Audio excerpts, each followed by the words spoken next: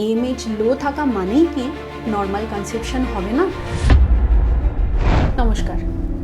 ধরুন একজন নববিবাহিত দম্পতি, যাদের ওয়াইফের বয়স ধরে নিন 25 বছর, হাজব্যান্ডের বয়স 30 বছর এবং মাত্র 6 মাসই তাদের বিয়ে হয়েছে।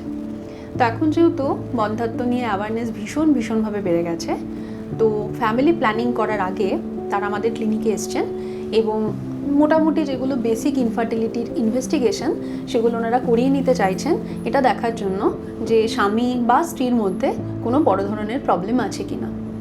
তো টেস্ট করতে গিয়ে ধরা পড়ল যে ওয়াইফ, যার বয়স মাত্র 25, তার এএমএইচ বা অ্যান্টিমুলেরিয়ান হরমোনের মাত্রা অন্যান্য 25 বছর বয়সী মহিলাদের তুলনায় বেশ কম। এবং রিপোর্ট দেখে একদম প্যানিক হয়ে গিয়ে তারা আমাদের কাছে জানতে চাইলেন কি নর্মাল কনসেপশনের জন্য তারা কি আদৌ ট্রাই করবেন, নাকি ডিমের ঘর এত দ্রুত কমে আসছে তার জন্য খুব তাড়াতাড়ি অ্যাগ্রেসিভ বন্ধ্যাত্ব চিকিৎসা, যেমন ধরুন আইইউআই বা আইভিএফি তাদের কনসিডার করতে হবে। তো এরকম অবস্থায় এই ধরনের দম্পতিদের আমরা কি অ্যাডভাইস করি, আজকের এই সংক্ষিপ্ত ভিডিওতে আমরা সেটা নিয়ে আলোচনা করব। শুনতে থাকুন। তো সবার আগে আমাদের জানতে হবে এএমএইচ বা অ্যান্টিমুলেরিয়ান হরমোন কী। অ্যান্টিমুলেরিয়ান হরমোন হচ্ছে আমাদের ডিম্বাশয়ে যে গ্রোয়িং ফলিকল বা ডিম্বাণুর ঘর থাকে তার চারপাশের সেল থেকে তৈরি হওয়া এক ধরনের হরমোন।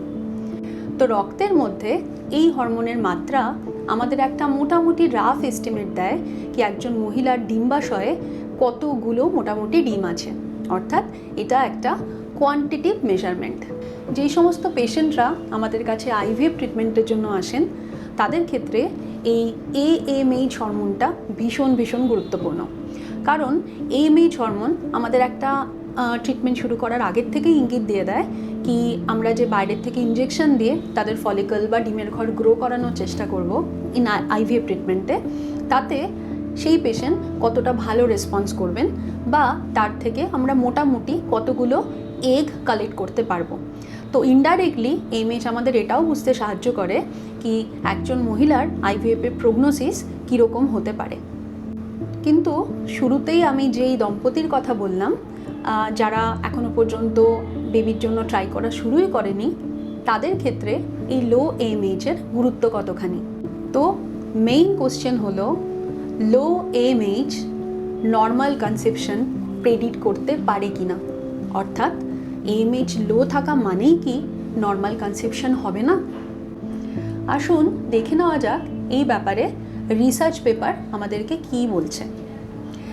তো বিভিন্ন রিসার্চ পেপারে যেটা ধরা পড়েছে বা প্রমাণিত হয়েছে সেটা হলো নর্মাল কনসেপশন প্রেডিক্ট করার ব্যাপারে এএমএইচের কিন্তু খুব ভালো রোল নেই।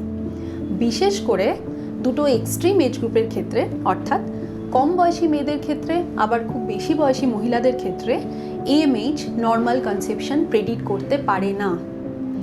অর্থাৎ একজন কম বয়সী মেয়ে, যেরকম আমি যার উদাহরণ দিলাম, তার বয়স মাত্র 25, তার যদি এএমএইচ ভ্যালু কমও থাকে তার নর্মাল কনসেপশনের চান্স কিন্তু যথেষ্ট ভালো।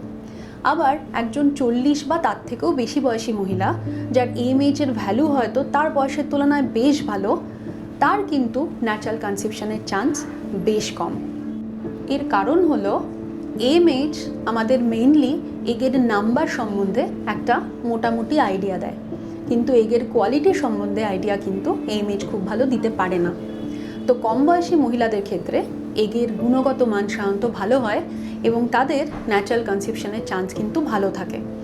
একইভাবে একজন 40 ইয়ার্স বা তার থেকে বেশি বয়সী মহিলার এগের নাম্বার ঠিক থাকলেও তার গুণগত মান কিন্তু বয়সের কারণে বেশ খারাপ হয়ে যায় এবং ন্যাচারাল কনসেপশনের চান্স কিন্তু তাদের ক্ষেত্রে কমতে থাকে। তাহলে আমাদের এই পেশেন্ট, যে এই দম্পতি যিনি আমাদের কাছে প্যানিক করে এসেছেন এটা দেখে যে তার এএমএইচ ভ্যালু কম আছে, তার ক্ষেত্রে আমার অ্যাডভাইস কী হবে। তো সবার ফার্স্টে আমি তাকে জাস্ট রিল্যাক্স হতে বলবো। তার কারণ হচ্ছে এইমাত্র আমি যেরকম বললাম, লো এএমএইচ মানেই এক্ষুনি ঝাঁপিয়ে পড়ে আইইউআই বা আইভিএফের মতো অ্যাগ্রেসিভ ট্রিটমেন্ট করার কোনো দরকার নেই। রাদার আমি তাদের অন্যান্য বেসিক ইনফার্টিলিটি ইনভেস্টিগেশনগুলো করে নিতে বলবো, যাতে এটা ধরা পড়ে যে তার টিউব ঠিক আছে কিনা, ইউট্রাস ঠিক আছে কিনা, হাজব্যান্ডের স্পাম ঠিক আছে কিনা, অর্থাৎ নর্মাল কনসেপশনের চান্স তাদের ভালো আছে কিনা।